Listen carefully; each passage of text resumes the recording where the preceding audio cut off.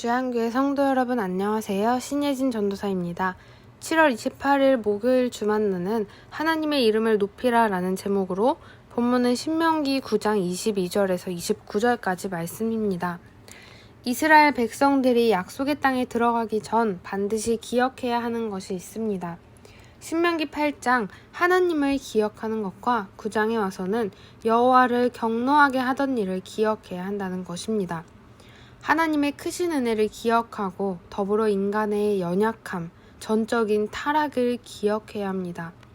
그리고 오늘 본문을 통해 이러한 죄인을 위한 중보자를 보게 됩니다.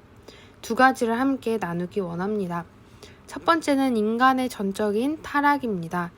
모세는 이스라엘이 하나님을 거역했던 사건들을 언급합니다. 22절입니다. 너희가 다베라와 마사와 기브롯 핫다와에서도 여호와를 경노하게 하였느니라. 본문에 지명들이 나오고 있습니다.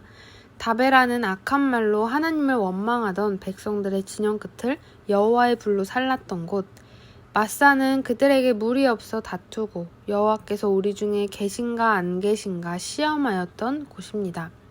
또 기브롯 핫다와는 고기가 없어 원망하고 욕심을 낸 이스라엘 백성들에게 재앙을 내리신 곳입니다. 하나님을 원망하고 하나님을 시험하고 다투고 욕심을 내고 이스라엘 백성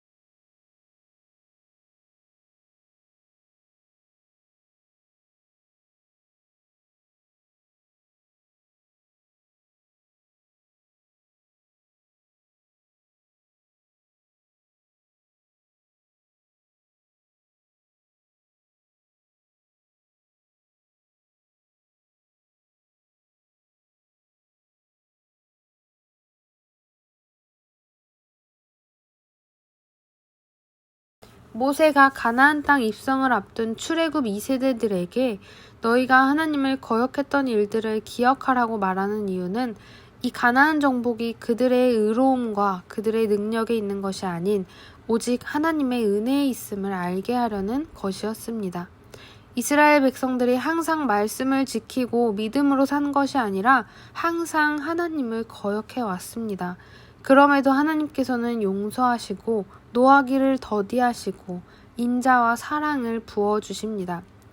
전적인 타락에는 전적인 은혜가 필요한 것입니다. 그래서 두 번째는 중보자가 필요하다는 것입니다. 25절부터 29절은 모세의 중보 기도에 대한 부분입니다. 이스라엘의 금송아지 사건으로 인해 하나님은 크게 진노하십니다. 출애굽기 32장 10절입니다.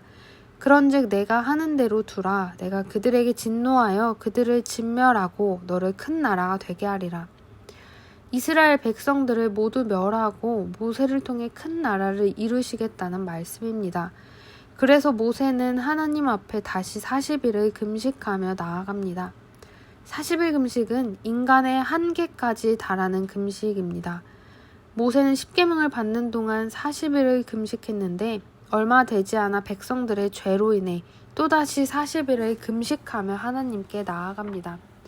백성들을 위한, 사실 하나님을 위한 모세의 기도를 하나님께서 귀하게 여기셨을 것입니다. 모세가 하나님께 드리는 기도의 특징은 첫째, 이스라엘은 여전히 하나님의 백성이라는 것입니다.